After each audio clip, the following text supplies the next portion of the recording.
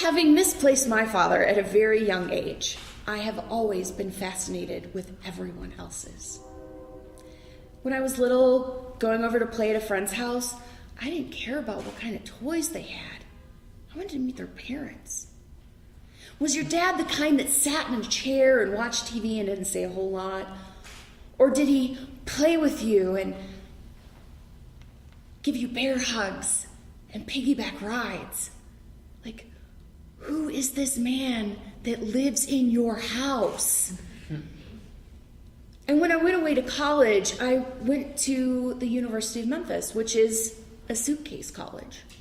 And if you're not familiar with that term, it means that everyone that goes to school there is local.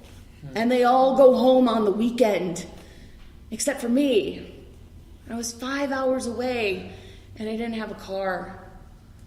So I made friends with the locals, and I got to know them. And my best friend, Jonathan, would talk about his dad. Oh, yeah, I'm going to go out to dinner with my dad. Yeah, we're going to go to the basketball game. We're going to go to the football game. Yeah, we're meeting up for lunch. And I had met his mother and stepfather, and they were lovely. But who was Mr. Roberts? And so one afternoon, I didn't have anything going on, and I managed to get myself invited to go to the movies. And it was a typical guy movie, lots of action, little dialogue, some exposed breasts. They seemed to thoroughly enjoy this film. I thought it was horrible. But we had a good time, and I had finally met Mr. Roberts. Another afternoon, I didn't have anything going on. I was super lame in college. And I managed to get myself invited over to lunch at Mr. Roberts' house with Jonathan and his older brother. And we were sitting there, we were going to play some cards, and Bradley was taking the order, and it's Memphis, so you get barbecue, and they were going to go to Tops, and I'm like, make sure they don't put coleslaw on mine, because that's a thing in Memphis. They put coleslaw on barbecue sandwiches, and it's not like you can pick it off. The mayonnaise is really, that's what they do. And so Brad goes, and he comes back, and we're unpacking the food, and I go, where's the sandwich with the toothpick? And he's like, what are you talking about? And I'm like, where's the sandwich with the toothpick? The one that doesn't have coleslaw. And he's like, they all have coleslaw. And I thought I might cry because I really hate coleslaw. And Mr. Roberts goes, oh, no. She did tell you she did not want coleslaw. Even I know she did not want coleslaw on her sandwich. So bonus points for him, remembering my negative food preferences.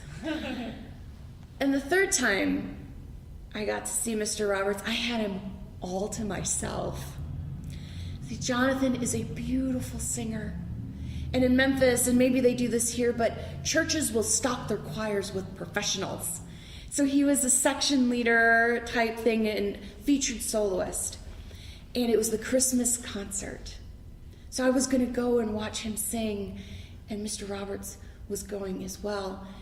And we're sitting in the congregation, and the people around us are talking to us, and like, who are you? And, oh, you know someone that's in the choir. And Mr. Roberts is telling my son's going to sing. He's in the program.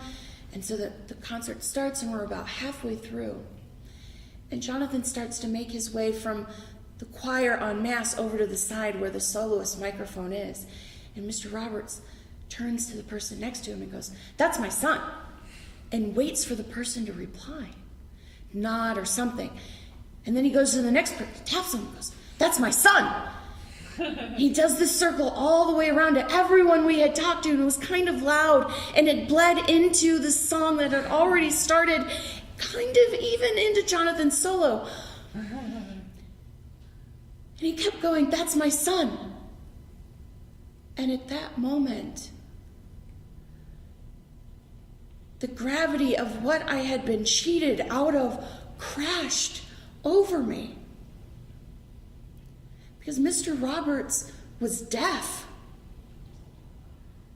He could hear somewhat, but he could not hear like you and I could hear. And yet here was this man making sure that every single person knew, that's my son.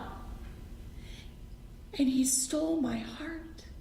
And I loved him more than anyone else in the whole world with his simple 3-word refrain. Thank you.